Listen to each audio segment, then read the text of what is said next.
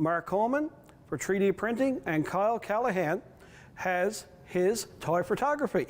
See you back here in about 600 million years.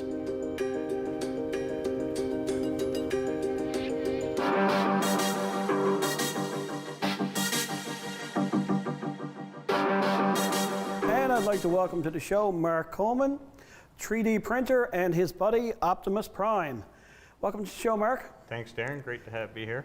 Mark, tell me about 3D printing. It certainly exploded over the last few years. How did you get into it?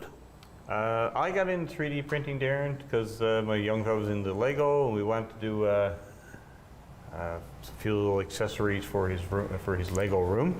And I was looking at having something 3D printed for him, and then I saw how expensive it was to get it done online versus what it costs to buy a printer. Yeah. I decided to throw my hand at it, and that was 2.5 years ago.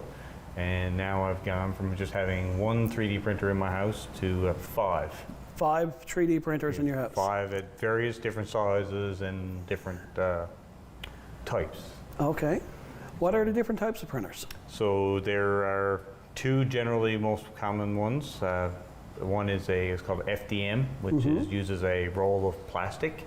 Okay. And there's another type called SLA, which uses a resin material and is cured using a light.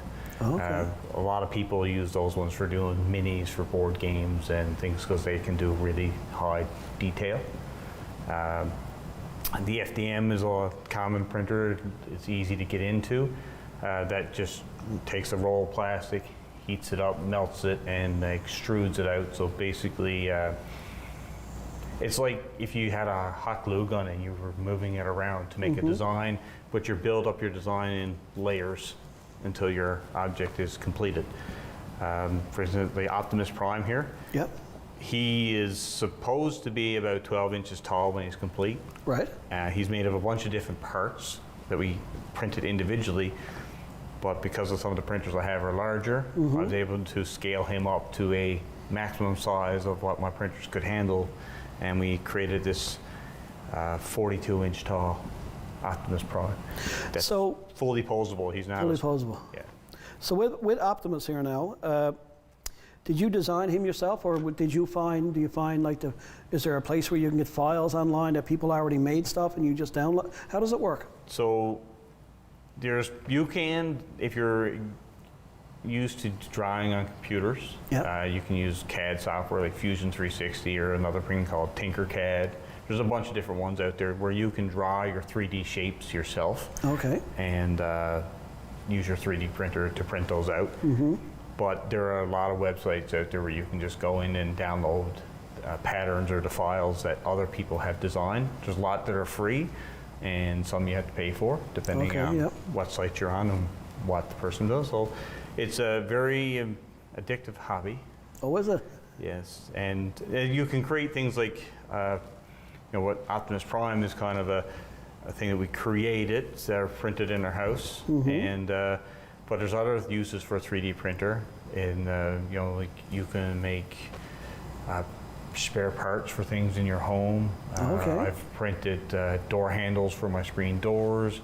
I've printed little accessories for my son's room, who's gotten into a Star Wars theme, so we've 3D printed like a Star Destroyer that is about 24 inches long in total, and that hangs from his ceiling along with a Death Star. We've also printed some costume pieces. I've started on probably about a quarter way through 3D printing a Iron Man suit that I will wear.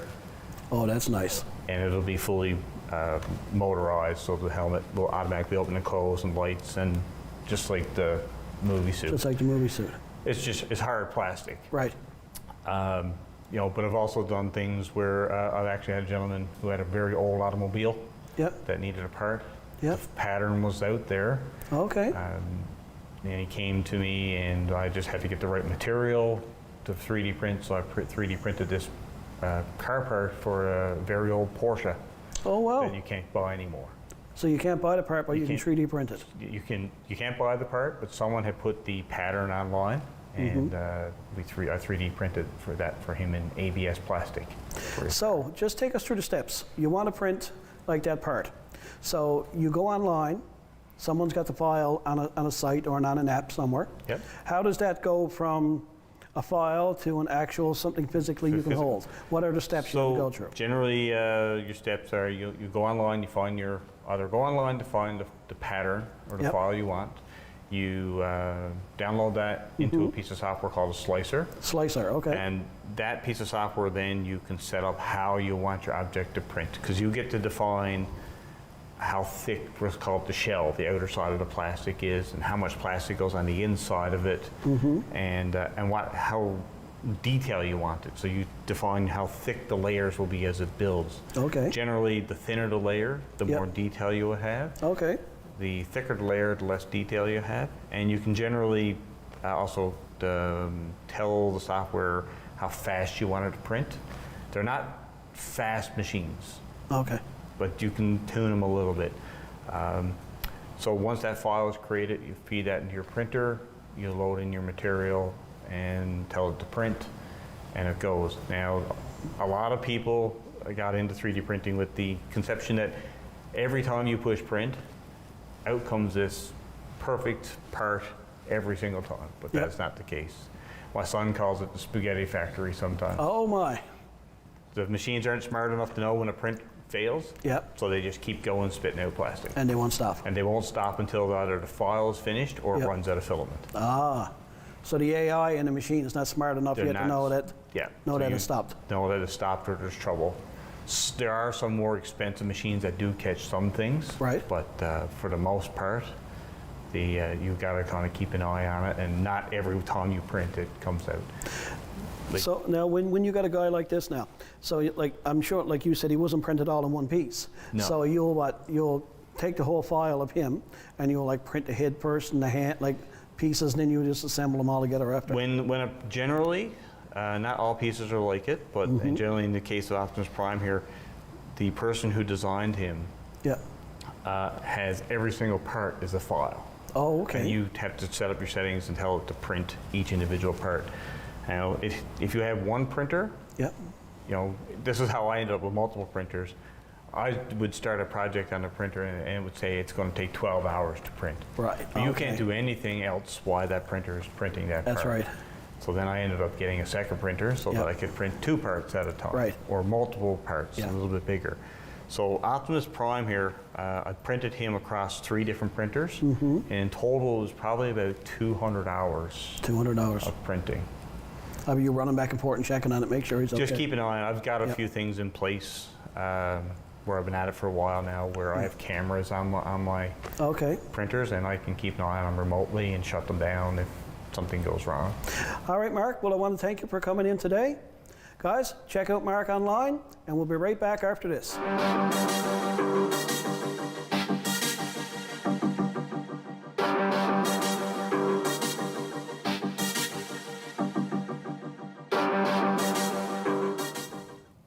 How did they really know that's solid in the inner core of the earth?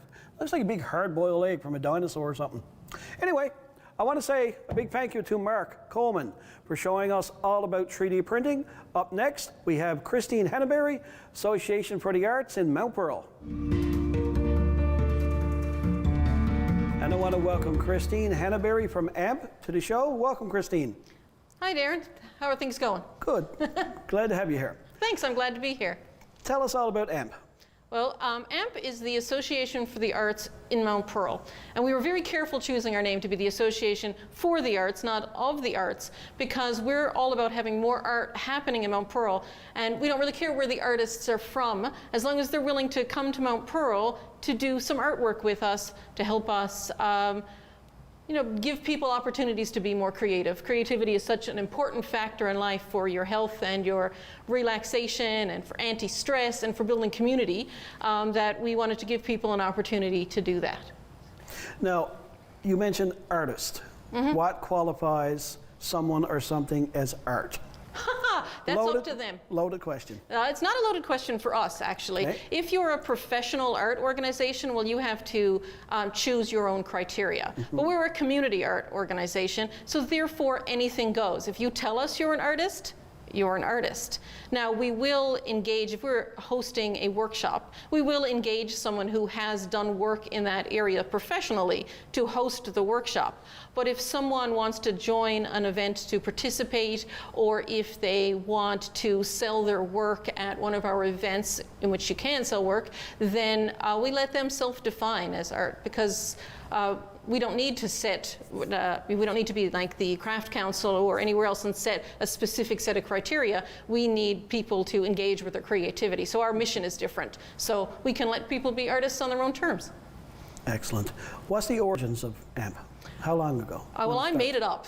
Oh, did you? I did. So you're the founder? I am the founder, yes. Okay. Back in 2005, I was part of an advisory committee with the City of Mount Pearl, and one of the things that was sort of missing from our plans for more art in the city was for there to be sort of a grassroots organization, to have some sort of affiliated group of artists. And when I realized that that was the thing that was the missing piece in moving art forward in the city, I decided to round some people up. And so that's what I did. And so in 2005, I called a meeting, rounded up about 30 people, and we broke off into committees and got things started. So it's been going since 2005, and so we're on our 16th year now. We were supposed to have a big celebration last year for our 15th year, but that didn't play out for, I don't know, some unknown reason. I wonder.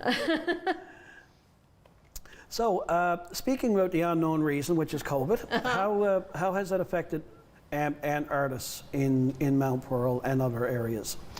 Well, it was kind of a tricky year because, after all, we don't want to compete with our artist members, but we still want to be serving the general public who might want some art to do. Sure. So we had some periods in which we weren't doing very much at all, and then others when we tried to reach out in a hybrid sort of way. We didn't do any in-person events last year. No, I think we did one seniors painting event with all the seniors with masks on and everything in a room. But we did some online videos and that sort of thing, and I hosted normally in the fall we would have an event called Art Fusion, which is a festival followed by a week of workshops and activities. But we didn't want to do that in September as everyone was trying to figure out schools and everything. So we moved it into October and November and stretched it out. So we had a variety of daily art challenges, and I hosted a weekly writing sort of seminar that I condensed into 7 minutes for flash fiction that I did every Friday. I did some kids' art videos, and we in order to make sure that we were still providing some income to artists, we hired a group of artists to come to the Annex, which is our building in Mount Pearl that we share with the with Admiralty House Museum. Okay. So we have that building, and we cleared it out and sanitized it and everything, and had people come in and record performances, which we then the person who was recording it, Lacey O'Connell, recorded it for us, as she and her boyfriend, her husband, I'm sorry, now I've messed that up. Anyhow, she and her husband recorded it for us and put it together into a series of YouTube videos that we could have online. So we had sort of a watch Art Fusion at your leisure sort of event. Nice. Yeah. Nice. With AMP now, do you have any events that happen every year? Like if COVID didn't happen, would you guys have anything that would happen in the spring, summer, fall, winter, which is normally, and hopefully when COVID is gone now, or we get back to semi-normal, it will start up again?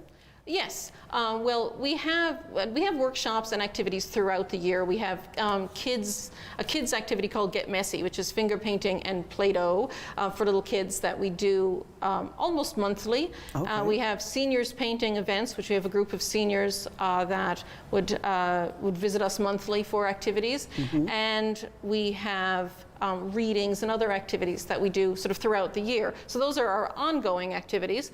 And then we would have summer activities. We have, under normal circumstances, we would have daily drop-in activities for kids, some events for youth, and we'd have an arts carnival. This year, those are all going to look a little different. We're not going to have drop-in activities, obviously, and we may actually be going out to various parks in Mount Pearl to host smaller groups of kids rather than trying to have indoor activities. So that would be our summer activities. In the fall, we would normally have Art Fusion, as I mentioned, an afternoon festival followed by a week of activities for people of all ages. With all these events that you normally would have, is there like charges, admission fees, anything like that? About 95% of our events are free. Okay. We are trying to keep our events accessible in every form. So for Sure. physical accessibility and social accessibility, I guess, Yeah. and financial accessibility, we do have some events that are specifically designed to be revenue generating.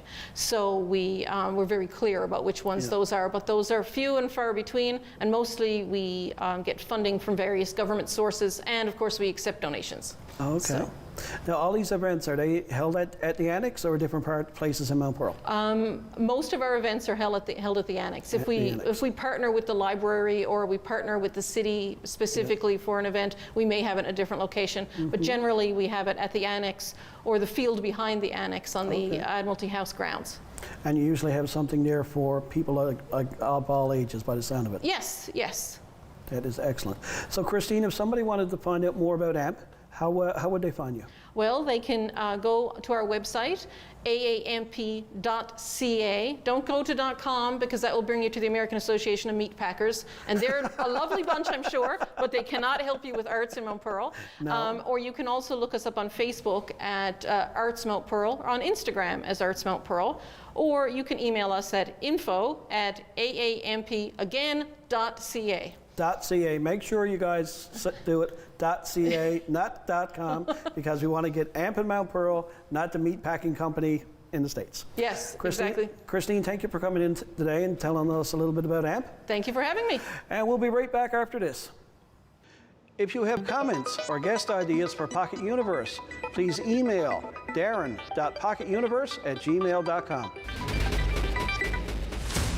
Hold on a second. Hold on. One minute. Wait. Christine, thank you for all that great information on the arts of Mount Pearl. Up next, we got Kyle Callahan, photographer.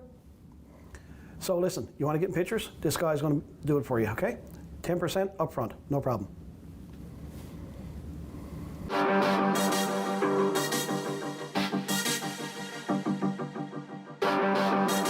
And I'd like to welcome Kyle Callahan, photographer, and I'm calling it toy photography. Welcome to the show, sir. How's it going, Darren? Good to have you here. Kyle, tell us about your photography. This is very interesting. Well, I guess you can call it, like you said, toy photography. I like to take pictures of local scenic areas and try to add a bit of pop culture fun to it by using action figures, such as Godzilla here coming through. This is the very figure in this photo that I use.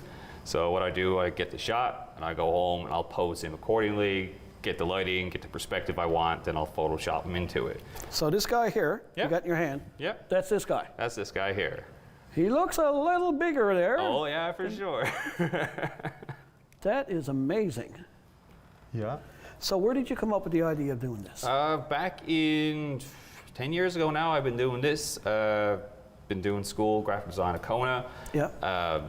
Final project, I was a massive Godzilla fan, still am. Got shirts and got Sure. tattoos Yep. and everything.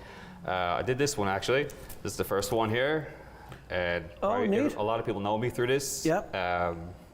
And I wanted to mix photography with digital work, and I wanted to make the toy look bigger. This is the actual figure used. That's the one, not this guy, so that's that one there. This one here, like I said, I got a huge Godzilla collection. Okay. And I got a lot of stuff to work with. Yep. And it's been blowing up since then. Wow. Yeah. So you're a regular, and I don't mean regular photography, but you are a regular photographer on Yeah. top of all this? Yeah. So what type of other work do you do?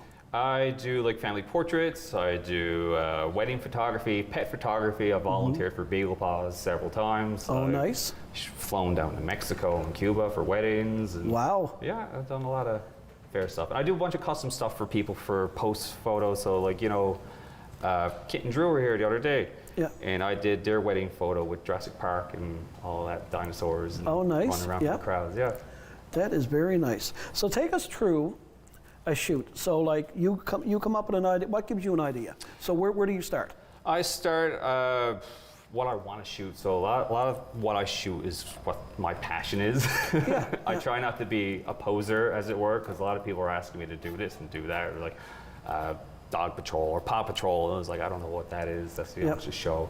So like Godzilla's my thing. I got a lot of Godzilla stuff and Marvel stuff and whatnot. So I see a monument or landmark, and I want to capture that in a way and try to put a spin on it.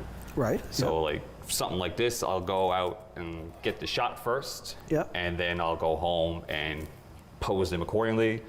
Shots like this guy here, I physically take him out with me and pose them up, and I look like a fool because I take toys around downtown, got my camera out, and I'm holding it out like this here, trying to get the angle right, down on my knees or down on my stomach, and just having fun with it, right? Getting weird looks from folks. Well, that makes the world go around. Yeah. That is amazing. So you've got an idea in your head. Yeah. You said, okay, I'm going to take these figures, or I'm going to go out and walk around. That's right. And you just... Whatever strikes my fancy. And you'll just size up the scene, like the scenery outside. That's right. And then you'll...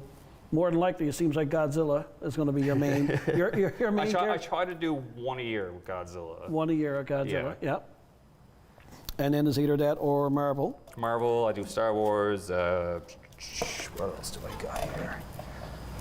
I think all I got here is Marvel. I might have a Star Wars one kicking around. But yeah, I got Jurassic Park here. And I was going to say, you mentioned something about an award for this one? Yeah, I did the Arts and Letters competition a couple years ago, and this was one of the finalist winners, got $1,000 out of it, and it was showcased at the Rooms. That is amazing. And this is the guy here. Now, he looks so much like the T-Rex from We Know What movie. Oh, that's right. And to me, it's like he looks like identical to that T-Rex. Yeah. It's like, that is fascinating. So how did you come up with this picture now? Because it looks like you're driving in your car, actually. Yeah, I took the photo in the car, like it's the middle of the night, probably 3 a.m. I didn't want traffic coming up behind me and all that. Right. And parked it there in the middle of the road. I think Moo Moo's Ice Cream is right behind me. Okay. So this is Bond Street, and I got the shot, and then what I did, I parked the car right over here. I put him on top of the hood because I wanted to get the same lighting. Sure. And it was wet out. It was starting to rain, and I was getting soaked, and taking all the kinds of photos, and then put him in post afterwards and photoshopped him in, put the Misty in his mouth, and make it look some heat, and add some shadows and shade. And, So is the toy actually on that street and you shot it, or is that? Oh no, that's that's an after. He was on that street, right, for the same lighting. Yeah. Right, but he's on the hood of where I parked the car over here, and I put him on the hood of the car. Right. And just took him out. Just took him out, yeah. Took him out and put him in this photo. That is amazing work. Yeah. I love it. Now you also do some paintings too, is that what we call it? It's digital art. Digital art. We had a storefront there a few years ago down on Duckworth. Right. Called Invasion, and there was a lot of downtime during the dead months. Yep. So I was doing a bunch of digital artwork on the computer, and I wanted to do the whole pop culture meets local kitschy stuff. So like this is one of my more folksy ones, The Buys, based off the Newfoundland postcard with the three fishermen. With the three fishermen. Yeah, so we've got Sculpin, Wolverine, Deadpool, and Spider-Man. Yeah. Excellent. And this is one of my newer ones here, The Townies. Based on The Simpsons. Based on The Simpsons. Yep. I got some of my more popular ones is the horror themed ones, because a lot of people are saying I don't have any horror stuff. Right. So I was taking colloquial slang terms and just mixed it with the... Oh, he's cutting up a codfish. God love him. And he's coming through the blueberry bushes. And he's coming through the blueberries. Right? I never got that. That's awesome. Where he's so slow. He's like, stay where you're to until he comes where you're at. Stay where you're to until he comes where you're at. That's awesome. It's like, I'll catch you. And how she caught him. Yeah, that's funny in those movies, right? Oh, I know. You got people running all out. They're going all out. And the boys are just like walking and then they catch them. It's like, this is not even physics, right? Right. It's not right at all. That is amazing. Now, you said that's digital art? Yes. What is digital art compared to regular? Solid medium base, so it's all digital on computer. I'm using a pen tablet on the side and just like looking at the screen and drawing it out. So you're just drawing everything on the computer? On a computer. No paintbrush anymore, no pencil, no nothing like that? It gets messy, and especially now where I'm living with the missus, the wife home. She don't want everything set up, because I used to do painting and all that all the time. Yes. And it was always such a pain to set up and then tear it all down. And tear it all down, yeah. So Kyle, if somebody's interested in picking up some of your artwork, how can you contact you? They can contact me through my website. I got a storefront online, carlcallahan.ca. Yeah. And Instagram and Facebook is Carl Callahan Photography. Yeah. And you can find me at the farmers market. I'm there about twice a week on Wednesdays and Saturdays, and the local sci-fi conventions that are held around the island. Yeah. So yeah, Easy to find. easy to find. And standard photography, Standard photography, digital work. digital work, toys, whatever you I want do graphic design work. Yeah. I can't handle doing web because I can't look at all the data and stuff. Sure. It just makes Yeah. my eyes spin. Well, that's great. Kyle, thank you for coming and coming on the show today and talking to Pleasure us to be and here. telling us all about. I love Mr. Godzilla there. All right, sir. Thank you again. No, thank you. We'll be right back after this.